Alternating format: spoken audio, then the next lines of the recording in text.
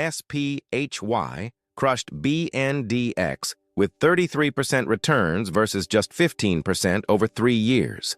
That's more than double the performance right there. Over 5 years, SPHY gained 26%, while BNDX actually lost money with a negative 1.2% return. That's a brutal difference. But here's where it gets interesting. SPHY's 33% 3-year return shows it's been quietly winning. That's the kind of steady strength you want in your portfolio. Let's zoom in on this. BNDX's 15% return over 3 years shows significantly lagging performance, a striking gap that's hard to ignore for investors. In plain English, here's the race car analogy in action. SPHY lapped BNDX over the 3-year stretch, delivering more than double the returns. That's the performance gap we're talking about here. Here's where the story takes a turn. Over 5 years, SPHY's 26% return keeps investors comfortably in the green. Solid performance for long-term holders here. Let's break this down further. BNDX didn't just underperform, it actually lost money over 5 years. That's rough for what's supposed to be stable bonds. In plain English, over 5 years, SPHY climbed steadily upward like taking stairs, building consistent gains. BNDX, it slid backward, the investment equivalent of losing your footing and tumbling down. Let's dig into the details. Raw returns can mislead you. The Sharpe ratio shows if you're getting rewarded properly for the risks you're actually taking.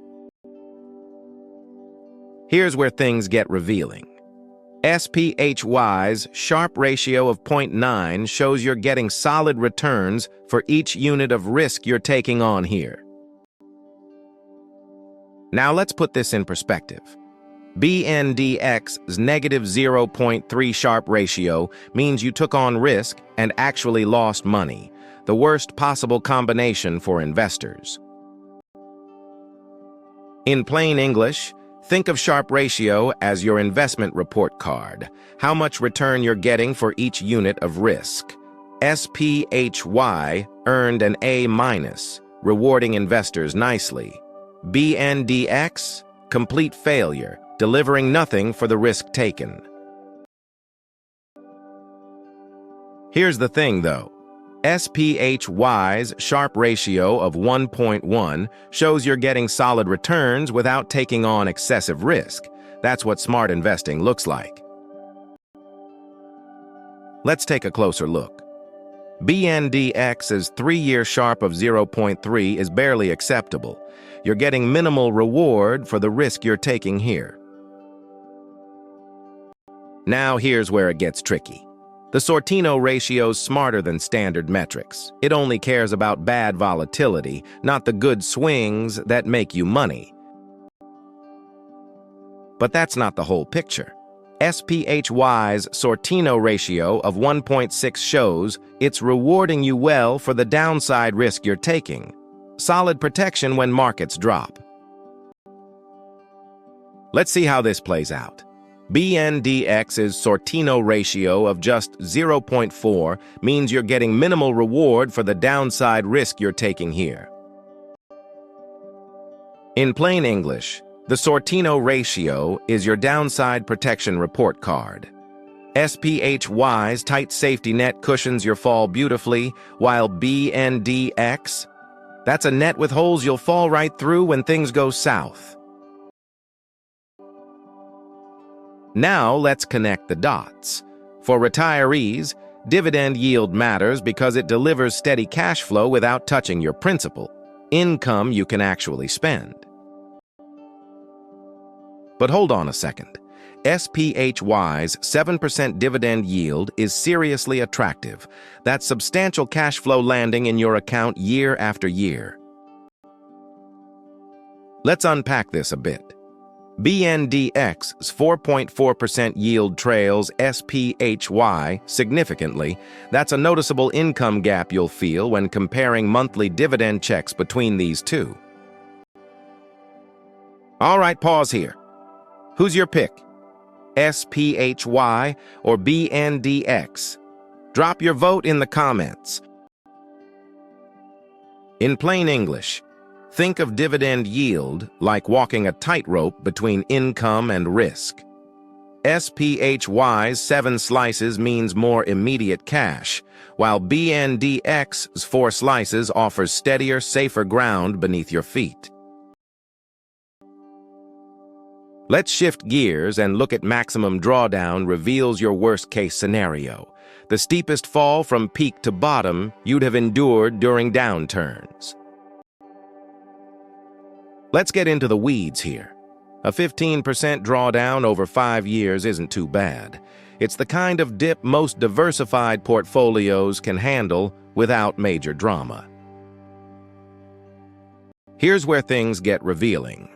BNDX's 16% drawdown is marginally worse than SPHY's 15%, essentially a tie in downside risk over 5 years. In plain English, maximum drawdown shows your worst-case scenario losses. SPHY dropped 15%, while BNDX fell 16%, nearly identical pain. Think of it like losing a slice of your pizza pie to market volatility. Let's zoom in on this. Recovery time stings more than the drop itself. Watching your money stay underwater for years breaks investors faster than any single crash. But here's where it gets interesting. 15 months to bounce back from its worst drop. That's pretty resilient for a portfolio that includes dividend stocks. Here's where the story takes a turn. BNDX still hasn't climbed back from its worst 5-year drop. Investors who bought at the peak remain underwater today. Recovery days measure how fast investments climb back up after descending the stairs of a crash. SPHY ascended in 15 months. BNDX remains stuck on those same descending stairs. Now for the real question. Volatility's your fund's heartbeat. Lower numbers mean steady, predictable days. Higher ones, buckle up for the wild swings ahead. Let's dig into the details. SPHY's 6% volatility means you're getting moderate daily price swings, stable enough for most conservative portfolios without major surprises. Here's where things get revealing. BNDX's 4.3% volatility means you're looking at pretty calm, predictable movements. Perfect if you hate wild swings in your portfolio. In plain English, so volatility just means price swings. SPHY's like construction rising, bigger ups and downs as you build higher. BNDX? That's your foundation, staying steady near ground level. But wait, there's more to this story.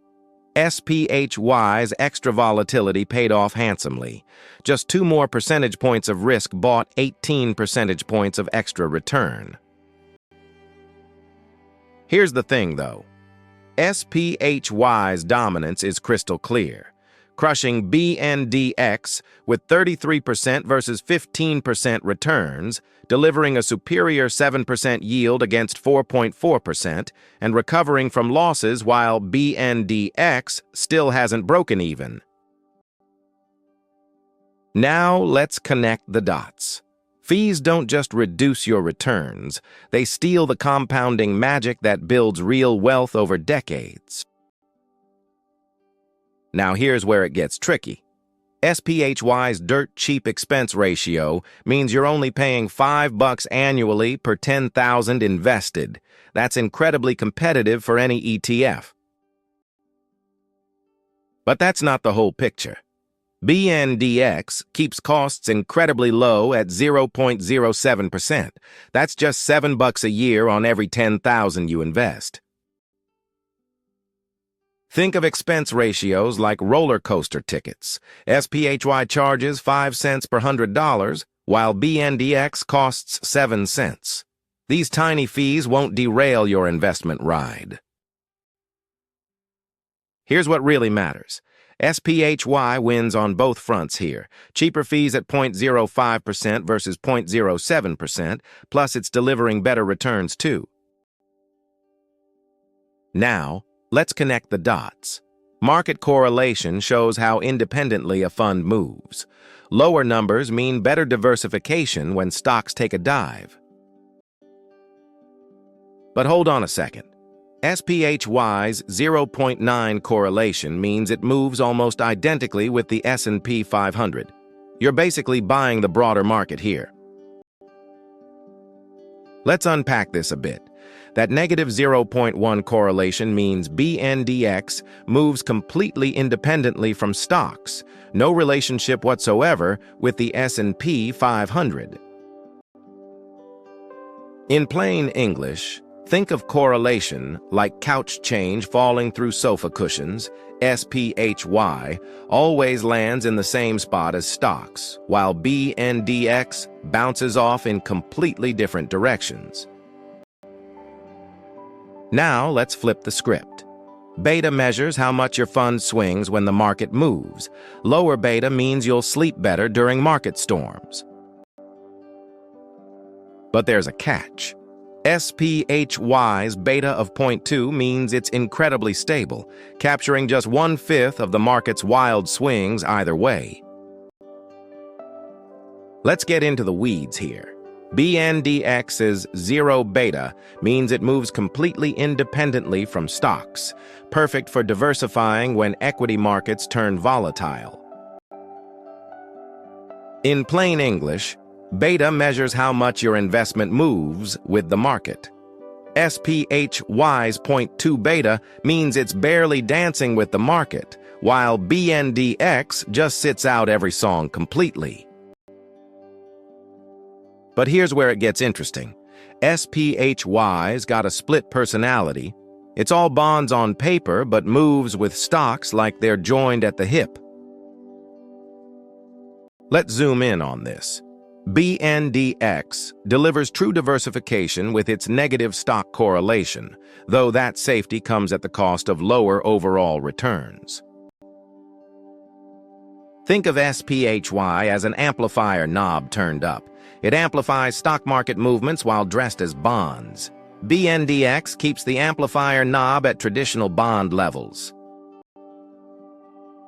Here's where the story takes a turn. SPHY's managing over $10 billion in assets. That's serious scale, meaning you won't struggle finding buyers when it's time to sell. Let's break this down further. BNDX commands a massive $73.8 billion in assets. That's 7 times more firepower than SPHY, showing serious institutional confidence here. In plain English, BNDX's massive asset pool brings stability and lower costs, while SPHY's smaller size allows nimbler moves. Think Olympic versus backyard swimming pools, different advantages for different strategies. Let's dig into the details. BNDX's massive size advantage, 7 times larger, didn't translate to better returns. Sometimes bigger just means more capital chasing the same disappointing results. Here's where things get revealing. Holdings count shows how spread out your bets are. More positions means less risk if one investment tanks. Now, let's put this in perspective. SPHY spreads across 1,950 different positions. That's serious diversification, reducing the risk of any single stock tanking your portfolio. But wait, there's more to this story. BNDX holds 6,681 positions.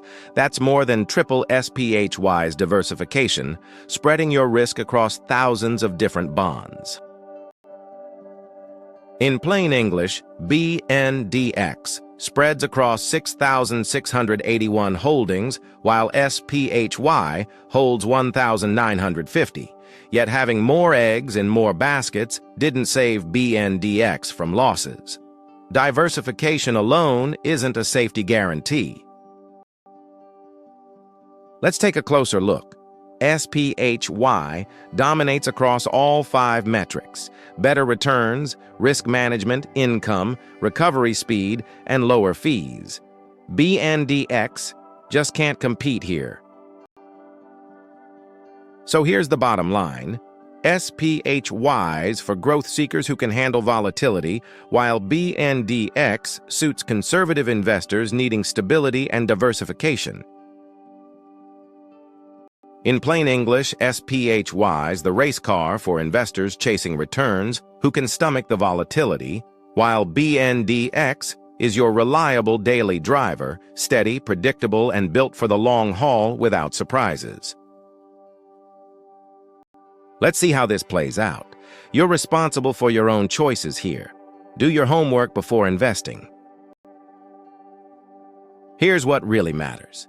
If you're hungry for more ETF showdowns like this, hit subscribe and we'll deliver weekly data-driven breakdowns straight to you.